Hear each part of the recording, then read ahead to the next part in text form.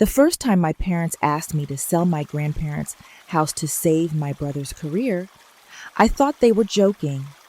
The third time, my mom slid a stack of documents across my kitchen table and said, very calmly, "Alicia, if you don't sign these, your brother could lose everything." My name is Alicia Johnson. I'm 35 years old. I live in Columbus, Ohio, and I am the legal owner of a little blue craftsman bungalow in a town called Maple Ridge, 3 hours away, and 100% of my grandparents' legacy.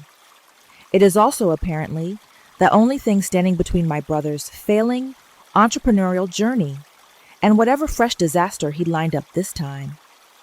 This is the story of how my parents tried to guilt me into selling the only real security I've ever had, and how I chose to keep the house and let their choices finally,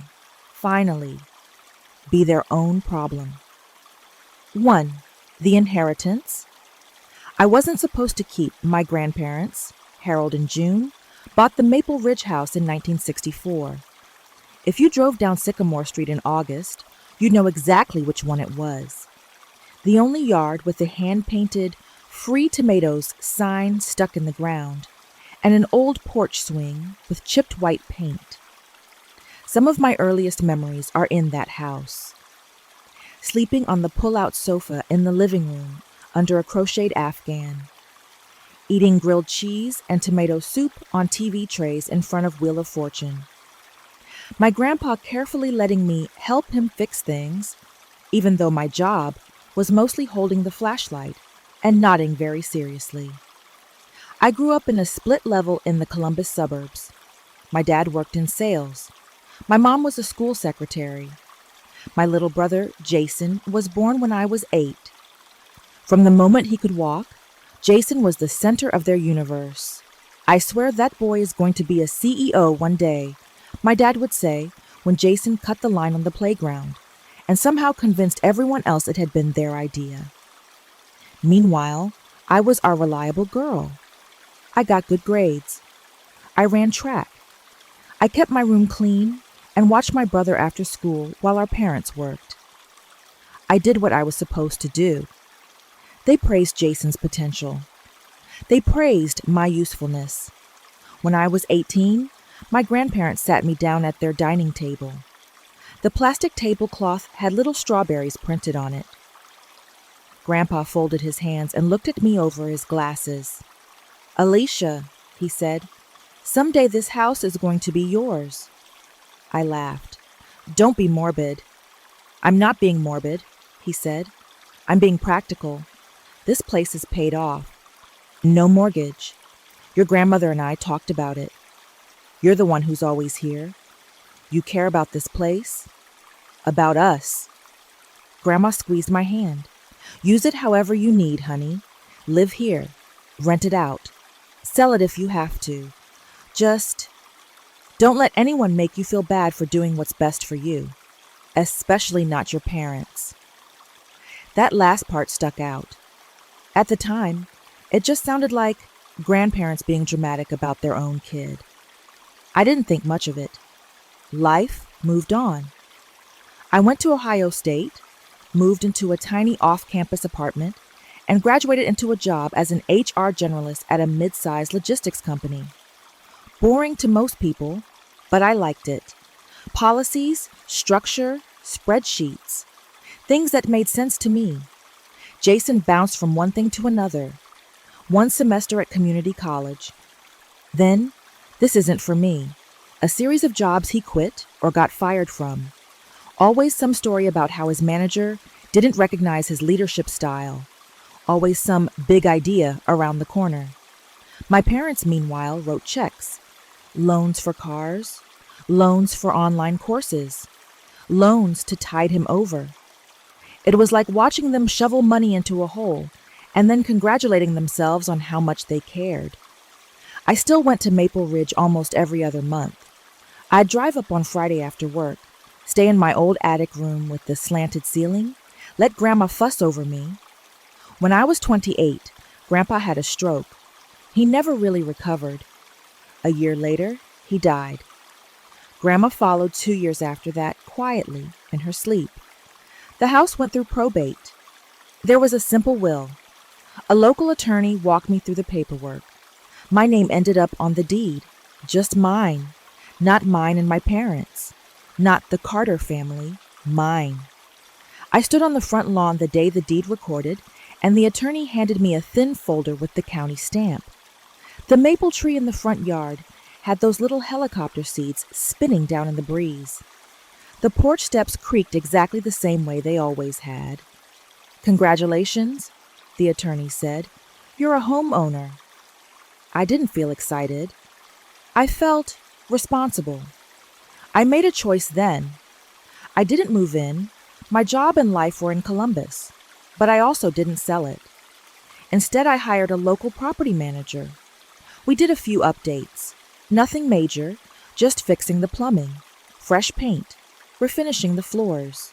Then we rented it out to a retired couple for a modest amount. The rent covered taxes, insurance, basic upkeep, and still left me a little extra each month that I stashed in a separate house savings account for bigger repairs later. It felt like doing exactly what my grandparents wanted, keeping the house in the family, making it work for me, not letting it become a money pit. My parents didn't say much about it. "At least it's not sitting empty," my mom said, which I took as reluctant approval. If there was anything more in their tone, I missed it. I didn't realize they were filing that little blue house away in their minds as Plan B for Jason. 2. The golden child's great idea. Jason's big break came when he was 31. I remember the night clearly because my mom called 3 times in a row, and she only does that when someone's in the hospital or when she's decided I haven't visited enough. "Alicia, you're not going to believe this," she said, breathless. "Your brother's business plan got picked up by an investor." I shifted my phone to my other ear and kept stirring my pasta. "What kind of investor?" "Some angel person," she said, "from Cincinnati, very successful. They loved his idea for a mobile detailing company. On-demand car care for busy professionals." Isn't that brilliant? It was fine. Not exactly world-changing, but fine. Apparently, Jason had pitched this investor at some meetup. They offered a small seed investment, and suddenly, Jason was a founder. My parents were ecstatic. "My son, the entrepreneur," my dad kept saying, like the words themselves added dollars to Jason's bank account. I was cautiously supportive. I sent Jason a congratulations text. I liked his launch posts on Instagram. I even offered to review his HR forms and safety policies for free. He declined. "Thanks, Alicia, but we've got it covered," he said. "My buddy Brandon is handling all the admin stuff. You know how corporate you can be." Corporate. I swallowed that one and moved on. For the first few months, things seemed okay. Jason posted pictures of himself in branded polo shirts, standing next to shiny SUVs in office park garages. He shared screenshots of 5-star reviews from customers with suspiciously generic names. My parents lent him money. Again, new equipment, a marketing push, a custom van. "Think about it this way," my dad told me over Sunday dinner. "Someday when this thing blows up, he'll be the one taking care of us. It's an investment in our future." I bit my tongue. "Hi," I thought. "I'm your firstborn child with a stable job, a 401k, and a health insurance plan that includes dental. But sure, put all your retirement hopes on the son who has bounced through 6 jobs and 3 half-finished business ideas in 5 years. Still, I kept my mouth shut. It wasn't my money. It wasn't my business. Until suddenly, it was. 3. They then asked. The first time my parents brought up the house was at a Sunday dinner in early spring. We were all at their place, the same split level I grew up in, with the same brown carpet in the hallway and the same Ohio State throw blanket draped over the back of the couch. My mom had made pot roast. Dad had the game on mute in the living room. Jason was at the table with us, scrolling on his phone between bites. "So, Alicia," my dad said casually, like he was asking if I'd seen a new show. "How's the Maple Ridge place doing?" "Good," I said. "The Fergusons renewed their lease. We had to replace the roof last year, but the reserve account covered most of it." My mom nodded like she was checking off a mental list. "And it's still just in your name, right?" I paused, fork halfway to my mouth. "Yes," I said slowly. "That's how Grandma and Grandpa set it up." My dad cleared his throat. "Well," he said, "we were thinking, it doesn't really make sense for that much money to be tied up in one old house, does it?" I felt my stomach tighten. "Dad," I said, "what's going on?" Jason finally looked up from his phone. He didn't meet my eyes. That alone told me more than anything else in that moment. My mom sighed dramatically, like sharing this information was a burden. "Your brother hit a little rough patch," she said. "A couple of contracts fell through. The investor pulled out. There was some equipment issue." "A little rough patch?" I said. "Mom, last week on Facebook you called him Columbus's next big business success story." She waved that away. "It's just cash flow, temporary. But the business needs an injection to stay afloat. Banks are so predatory, and interest rates are insane right now." I looked at Jason. "How bad is it?"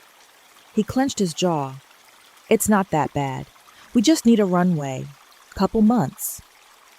My dad slid a glossy folder across the table. I recognized the logo of a local real estate agency on the front. "We talked to a realtor friend at church," he said. "Maple Ridge is really up and coming. Young families, good school district. He says you could get at least $260,000 for the place, maybe more." My heart started pounding. I opened the folder. Inside were printed MLS comps, a preliminary listing, even a basic net sheet showing estimated closing costs. "We figured," my dad went on, "if you sold the house, you could pay off the little bit of debt attached to it and still walk away with at least $230,000, more than enough to clear Jason's business debts and give him a cushion to rebuild." My mom clasped her hands. "You'd be saving your brother's future, Alicia." The room felt smaller. "Wait," I said. "You already talked to a realtor about selling my house?" "Our house?" My mom corrected silently with her eyes. "Alicia, honey," she said out loud, "you're doing fine. You've got your job, your little condo, your retirement account. You're stable. Your brother needs this more than you do. Family takes care of family."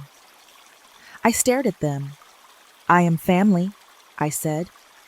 My dad frowned, like I'd said something ungrateful. "Of course you are," he said, "which is why we know you'll step up. You've always been the responsible one. You can handle starting over without that house? Jason can't." Jason finally spoke. "It's not a handout," he said defensively. "It's an investment. Once I scale this thing, I'll pay you back and then some. We could even put your name on the business, make you a partner." I almost laughed. I looked down at the comps, at the neat little lines of numbers reducing my grandparents' life to value per square foot. "You're asking me to give up the only asset I have," I said quietly, "so we can patch over Jason's mistakes." My mom's face tightened. "Don't say it like that." "How should I say it?" "Your brother took a risk," she said. "Real success comes from risk. Not everyone wants to sit in a cubicle for 40 years. There it was. The familiar jab. Your life is small. His life could be big. If only you'd get out of the way. I pushed the folder back toward my dad. "I'm not saying yes," I said. "I need time to think." "Think about what?" My mom snapped.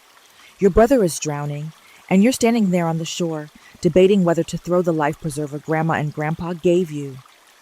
Jason shoved his chair back. "Forget it," he said. I knew this was a mistake. He stormed off down the hall, bedroom door slamming a second later. The silence that followed was thick. "We're not asking you to do this for us," my dad said finally. "We're asking you to do it for your brother. He's your flesh and blood." "So am I said again. I left without dessert. 4. The paper's on my table. For a few weeks, nothing happened. We had a couple of tense phone calls, a passive-aggressive text from my mom with a Bible verse about not storing up treasures on earth, a voicemail from my dad saying, "We just want you to think long-term about the family." I tried to compartmentalize. I went to work. I answered emails. I sat in HR meetings about PTO policy and wellness initiatives, while my brain ran in circles around the same question. Am I being selfish? One Sunday afternoon, my parents came over to my place in Columbus to talk. They brought a casserole, always a bad sign. We sat at my small dining table. My mom's eyes looked puffy, like she'd been crying. We talked to the realtor again. My dad said, "Market's only getting hotter. If you wait, you might miss the peak. And if Jason's business folds, that's it. He'll have to declare bankruptcy. It'll follow him forever." My mom slid another folder out of her purse. Inside were more documents. A letter of intent to list the Maple Ridge property, pre-filled with my name. A draft purchase agreement, blank on the buyer's side, but with a generic local title company already specified. And then, the kicker, a typed family agreement stating that proceeds of the sale would be shared among family members according to need. My name was at the top, under seller. My parents' names were listed as advisors. Jason's name appeared next to beneficiary of business support. There were places for all 4 of our signatures. "I had Janet from church help us put that together," my mom said. "She's a paralegal. It just formalizes what we've already discussed." "We haven't discussed anything," I said slowly. "You've told me what you want. I haven't agreed." My mom's voice trembled. "Alicia, please. Do you really want to watch your brother lose everything when you could stop it with one signature? What would Grandma say?" I thought of Grandma's hand squeezing mine over the strawberry tablecloth. "Don't let anyone make you feel bad for doing what's best for you, especially not your parents." My dad leaned forward. "If Jason goes down, we go down too, you know," he said. "We co-signed on some of the equipment. If he folds, we'll have to refinance the house. Maybe sell. We're not as young as we used to be." There it was. The real fear. Their retirement, tied to my brother's mess, and now, by extension, tied to my house. "Why did you co-sign?" I asked quietly. "Why didn't you tell me?" "Because we knew what you'd say," my mom snapped. "You'd tell us not to believe in our own son." "To be realistic?" I stared at the papers, at my own name, flat and black on the page. "Just sign, Alicia," my mom whispered. "Don't overcomplicate this." I closed the folder slowly. "No," I said. My dad's face darkened. "You're being dramatic," he said. "I'm being cautious," I said. "I need to understand exactly what I'm signing, how the deed works, what happens to the proceeds, what this family agreement actually means." "You're making this harder than it needs to be," my mom said, voice rising.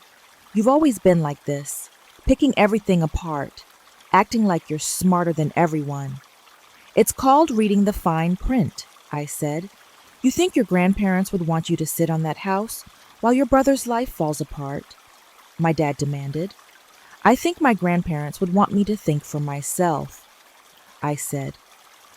"With all due respect, Alicia," he said, and whenever my father said, "with all due respect," there was none. "This isn't just about you. You're part of a family. We sacrifice for each other." "Except I've already sacrificed plenty," I shot back.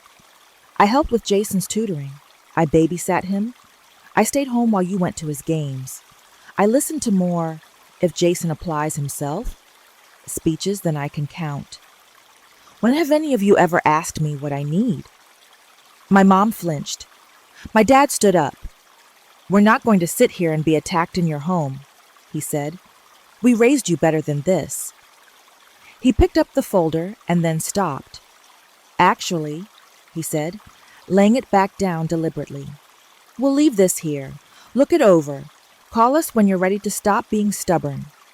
They left, without touching the casserole. The folder sat on my table like a live grenade. 5. The late night deep dive. I didn't sleep much that night.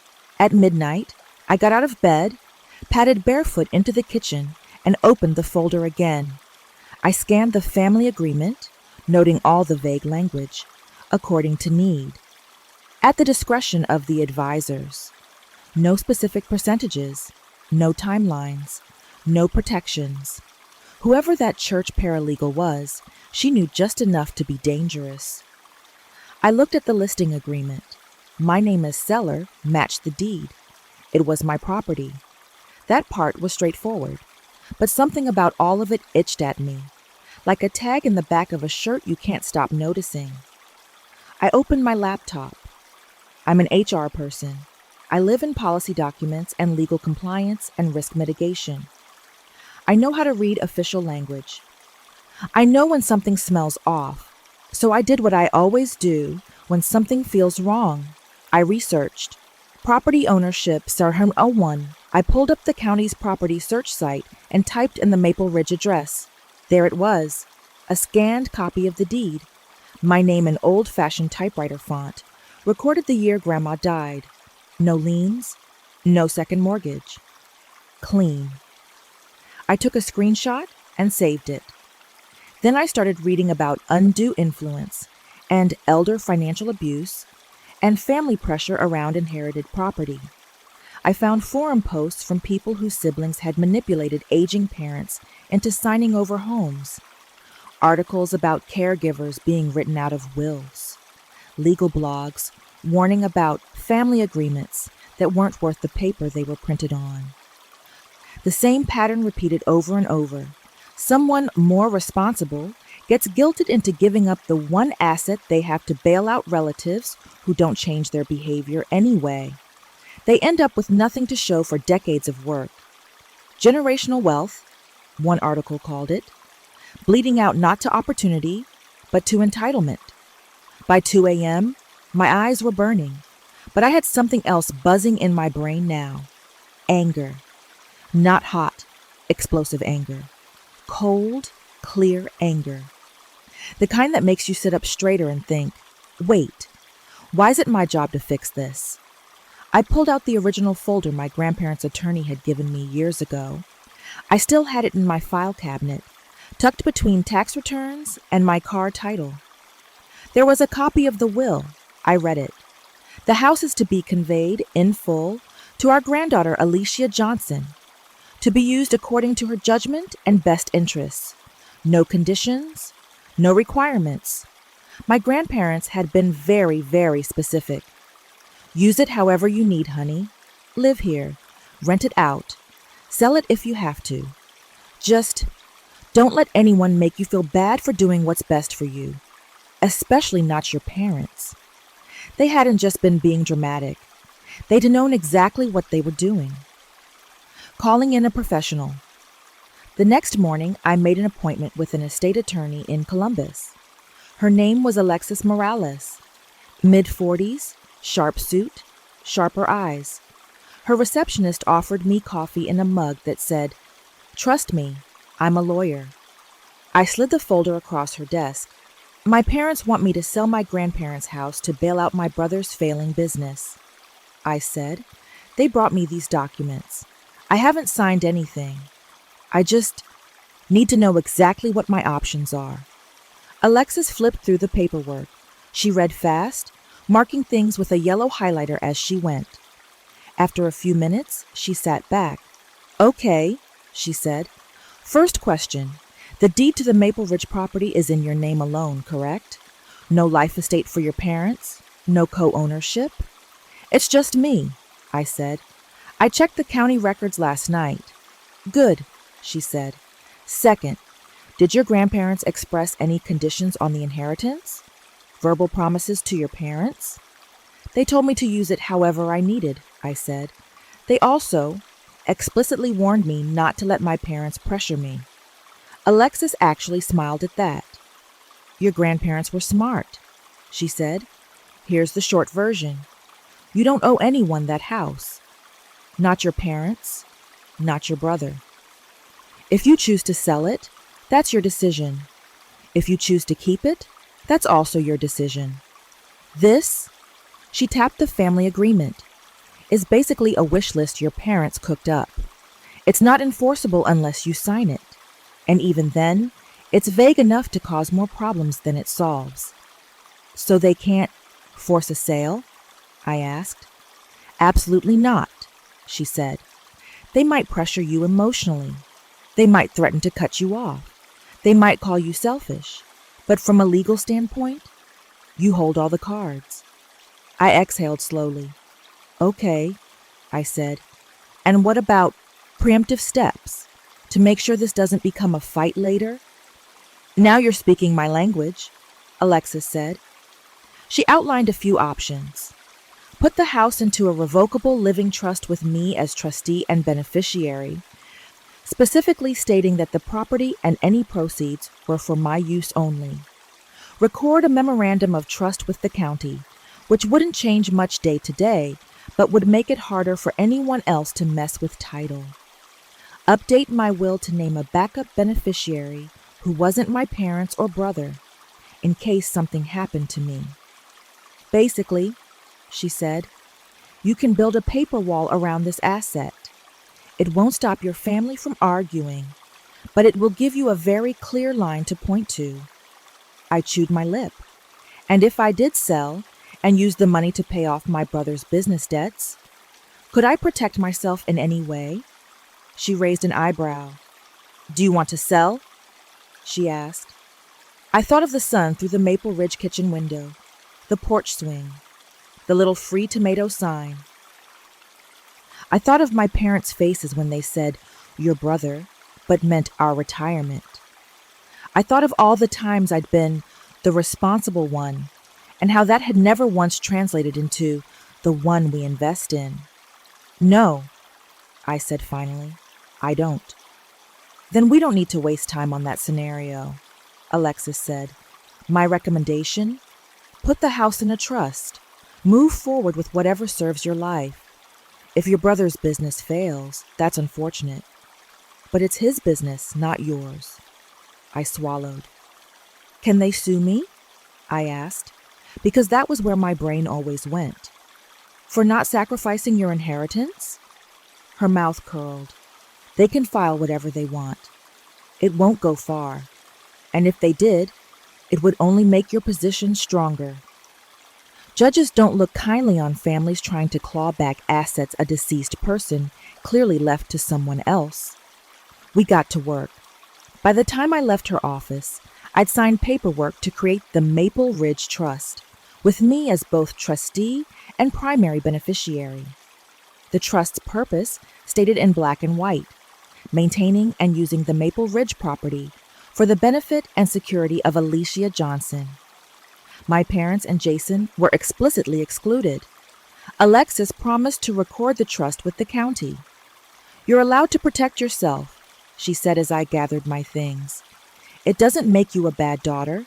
It makes you a person with boundaries. Boundaries, a word my family had never liked. 6. The fight. The next family dinner was not great. We met at my parents' house again. My dad grilled burgers. My mom made her special pasta salad.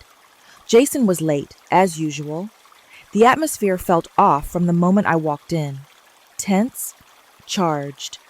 My mom barely said hello. We sat down to eat. My dad cleared his throat. Well, he said, have you thought about what we talked about? Yes, I said. A lot. And? My mom demanded. And I decided I'm not selling the Maple Ridge house, I said. Silence, like literal fork halfway to mouth silence. My dad stared at me. My mom's face went slack. Jason let out a short, humorless laugh. You've got to be kidding, he said. I'm not, I said calmly. I talked to an attorney. I set up a trust. The house is legally protected now. I'm keeping it. You did what? My mom said, voice rising. It's my property, I said. Grandma and Grandpa left it to me. I'm honoring their wishes. Honor? My dad barked. Your brother is about to lose his entire business, and you're talking about honoring? I set my burger down. Jason's business is not my responsibility, I said. Neither is the debt you chose to take on to support him. My mom slammed her hand on the table, making the silverware jump. We did that debt for him, she said, and for us. He's our shot at something better. You think your little HR job is going to change this family's future? There it is, I said quietly. What you really think of what I do. Don't twist my words, she snapped. I don't have to twist them, I said. You just made it very clear. My dad's face had gone red.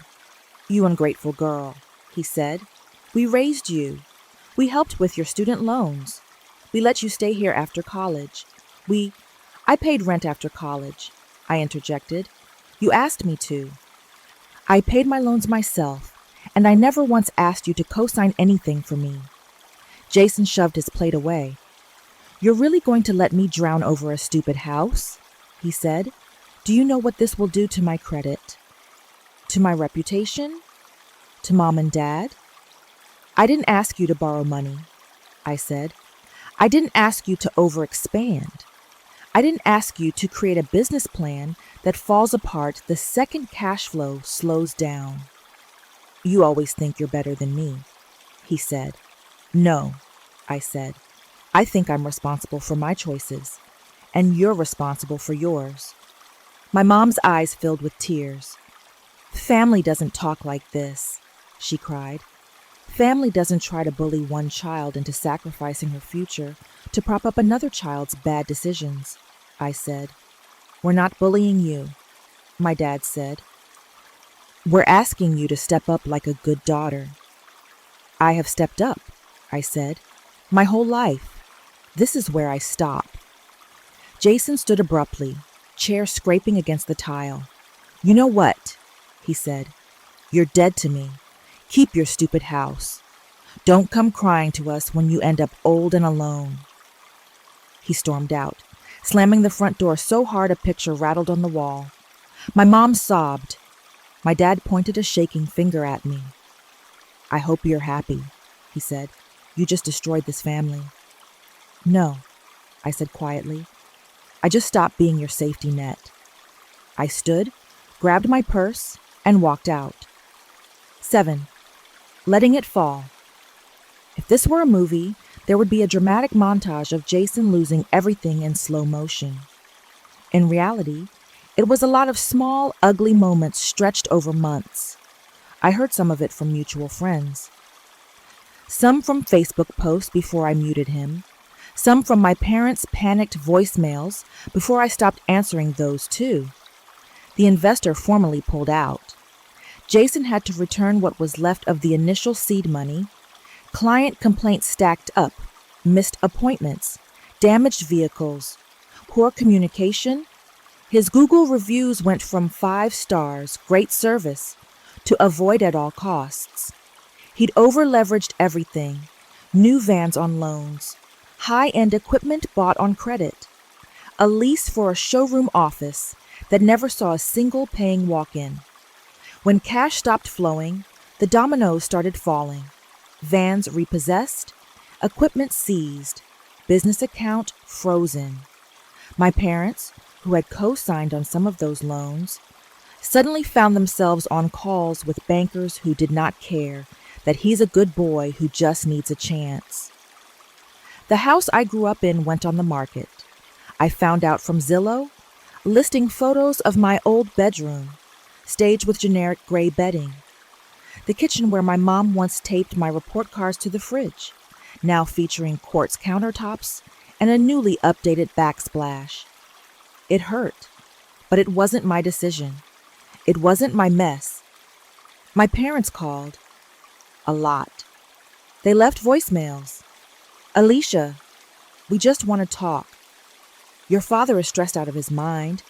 His blood pressure is through the roof. You're really going to let us lose everything while you sit on that house? One message late at night, my mom's voice hoarse from crying. How can you do this to your own brother? I listened to them exactly once. Then I blocked their numbers. Not out of spite, out of self-preservation. I kept in touch with one person from that side of my life. My Aunt Lisa, my dad's younger sister who'd always been the black sheep for moving out of state and not helping with family. She'd been at my grandparents' house a lot near the end. She knew the whole story. She called me on an unknown number one day after my parents' house went into contract. They're telling everyone you abandoned them, she said bluntly after we'd caught up on surface-level stuff. I figured, I said. What they're not telling people, she continued, is that your dad took out a home equity line of credit to fund Jason's third pivot. Or that your mom co-signed a lease without reading it. Or that they asked you to sign a stack of papers that would have wiped out your one real asset. I swallowed. How are they? I asked, because despite everything, I still cared. Devastated, she said, ashamed, angry, but also not really willing to look in the mirror. They keep acting like this just happened to them, like a storm they had no part in creating. That sounds about right, I said. Aunt Lisa sighed. I'm proud of you, you know, she said, for saying no. I blinked. No one's ever said that to me, I admitted. Well, I'll say it again then, she said. You did the right thing for you. And if Harold and June were here, they'd be saying it too. My throat tightened. Thanks, I whispered. I spent a lot of that year in therapy, untangling the knot of guilt and fear and anger that had been building since childhood, learning that family and obligation are not synonyms, unlearning the belief that my worth was directly proportional to how much I could sacrifice. My therapist, a calm woman named Dana, who kept a dish of jelly beans on the coffee table, said something that stuck with me. Sometimes the most loving thing you can do is decline to participate in someone else's self-destruction. Decline to participate, not destroy, not punish. Just step back and decline. That's what keeping the house was, I realized. Not revenge, resistance. 8. What I did with the house.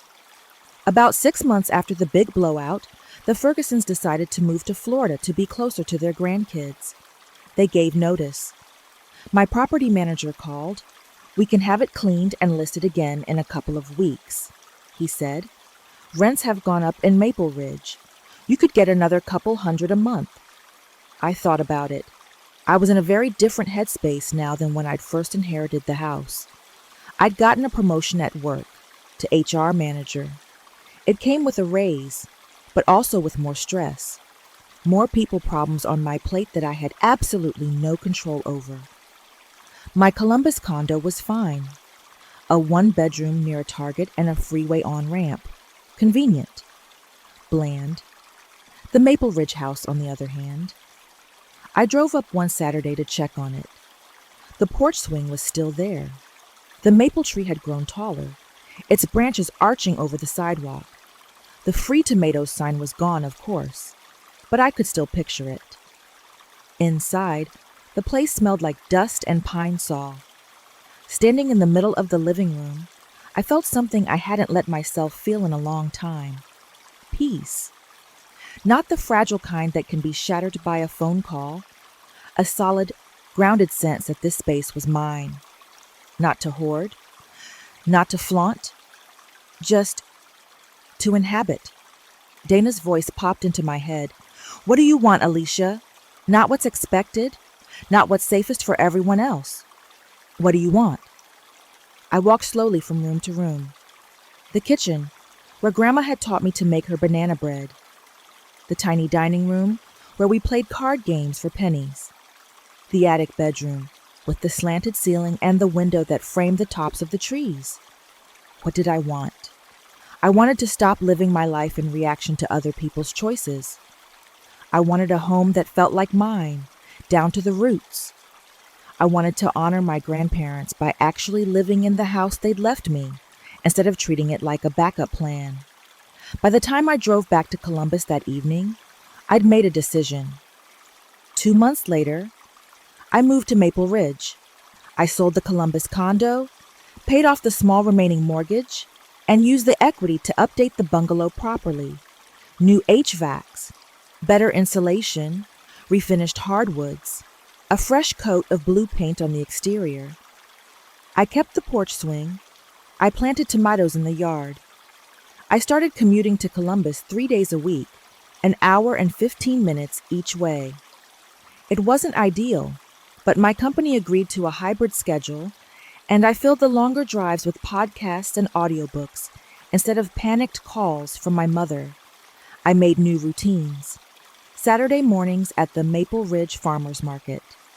Evening walks down Sycamore Street with a neighbor's dog who needed more exercise than we can give him. A book club at the library, where we talked more about our messy lives than the actual novels half the time. I got to be Alicia, not the responsible daughter, or Jason's sister, or the one with the house. Just me. One day in late summer, I was sitting on the porch swing with a glass of iced tea when a familiar car pulled slowly up to the curb, my parents' Toyota. My body tensed automatically. My mom stepped out first. She'd lost weight. My dad followed, moving more slowly than I remembered. For a second, I thought about running inside and pretending I wasn't home. Then I remembered this was my house. I set my glass down, stood, and waited. "Hi," my mom said, voice small. "Hi," I said. Up close, I could see the lines on her face had deepened. My dad's hair had more gray in it. They stood at the bottom of the steps, like they weren't sure they were allowed to come any closer. "Can we talk?" my dad asked. I considered. "I'm not going to fight with you," I said. "If you're here to rehash the house or Jason's business, we can skip it. My answer hasn't changed." My mom shook her head quickly. "No," she said. We're not here to ask you for anything." "I find that hard to believe," I said, more bluntly than I would have a year ago. My dad winced. "We lost the house," he said. "You probably saw. We're renting an apartment now. Jason's gone." "Gone?" I repeated, cold panic flaring. "He moved to Nashville," my mom said. "Somebody he met online said there were better opportunities there. He left without even telling us goodbye. We found out from a neighbor. He blocked our numbers." I sat back down slowly. The universe has a dark sense of humor. "We realized," my mom said, eyes filling with tears, "that we messed up. With him. With you. With all of it." My dad swallowed. "We treated Jason's potential like a lottery ticket, and you like a safety net," he said. "It wasn't fair. It wasn't right." The words I'd wanted to hear for decades. They didn't land like fireworks. More like a gentle rain on ground that had already gone hard and cracked. "I'm sorry," my mom whispered, "for the things I said, for calling you selfish, for acting like this house belonged to all of us when it doesn't." I believed that she meant it in that moment. I also knew she was still the same person who had slid those papers across my table and called me dramatic for hesitating. "Thank you for saying that," I said. We stood in an awkward triangle. My dad cleared his throat. "We don't expect you to forgive us," he said. "We just wanted you to know we understand why you did what you did, and that you were right to protect yourself. I exhaled. I do forgive you, I said, but I'm not going back to the way things were. My mom nodded quickly. We don't expect that, she said. Boundaries, Dana's voice reminded me. Compassion with boundaries. If you want to have a relationship with me, I said carefully, it will be on new terms. No more financial conversations unless I bring them up. No more guilt trips about family obligations. No more comparing me to Jason. If any of that starts, I'm leaving, or I'll hang up. My parents exchanged a glance. That's fair, my dad said quietly. My mom sniffled. Can we at least come sit on the porch for a bit? She asked. I haven't been here since your grandmother's funeral. I hesitated. Then I stepped aside. Shoes off on the porch, I said automatically. And my mom laughed through her tears. We taught you that, she said. You did, I said, and Grandma reinforced it. We sat there for an hour, talking about small things. My mom asked about my job. I told her about the new analytics software we'd rolled out, and how half the managers still forgot their passwords every week. My dad pointed out a patch of the lawn where Grandpa used to set up the old sprinkler for us to run through. They didn't ask for money. They didn't bring up the house. When they left, my mom hugged me tightly. My dad patted my shoulder awkwardly. It didn't magically fix everything. There were still years of patterns to unwind, resentments to process, stories to rewrite. But it was something. The next day, I went to the hardware store and bought wood and paint. That afternoon, I hammered a small sign into the front yard. Free tomatoes, it said in imperfect letters. A little nod to the past. A reminder to myself that I can be generous without bleeding myself dry. 9. The cost and the payoff. It would be neat to say that after all this, my life became perfect. It didn't. I still had lonely nights. I still had moments where a wave of guilt would crash over me out of nowhere. Standing in the grocery store, looking at a jar of my mom's favorite pasta sauce, thinking, I could have saved them from this. Then I'd remember the spreadsheet I'd made in my head. On one side, the cost of selling the house for my brother. On the other, the cost of keeping it. Selling meant losing my one major asset, tying my financial future to a business I had no control over, reinforcing a lifetime dynamic in which my needs came last, gambling my grandparents' legacy on my parents' wishful thinking. Keeping it meant letting my brother and parents face the consequences of their own choices. Being called selfish, ungrateful, heartless. Weathering family members' judgment. Sitting with my own discomfort instead of fixing it with a quick sacrifice. I chose the second column. It hurt. It also freed me. With the house as a foundation, I started making other choices from a place of stability instead of fear. I negotiated harder for raises and promotions, knowing I had a safety net that wasn't my parents' approval. I started saving more aggressively for retirement, not to be the kid who will bail out the parents, but to be the older woman who never has to ask her children's permission to live her life. I dated differently. It sounds unrelated, but it wasn't. Once I stopped defaulting to, what do you need? How can I help? How can I contort myself to fit into your disaster? With my family, I stopped doing it with men too. I stopped apologizing for having boundaries. Stopped apologizing for having property in my own name. Stopped apologizing for saying no without a 10-minute explanation. I don't know where Jason is now. Every once in a while, someone sends me a screenshot of a new Instagram account that might be him. A fitness page, a mindset coaching brand, a crypto hustle. The names change, the patterns don't. Maybe someday he'll call from another unknown number. Maybe he won't. Either way, I know what I'll say if he asks why I didn't sell the Maple Ridge house when he needed me. I'll say, because I needed me too. 10. If you're where I was, if you're still listening to this, there's a good chance you're where I was a couple of years ago.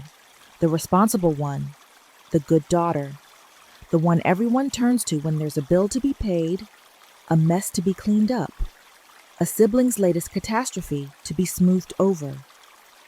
Maybe there's a house involved, or a retirement account, or just your emotional labor. Maybe your family is saying the same things mine did.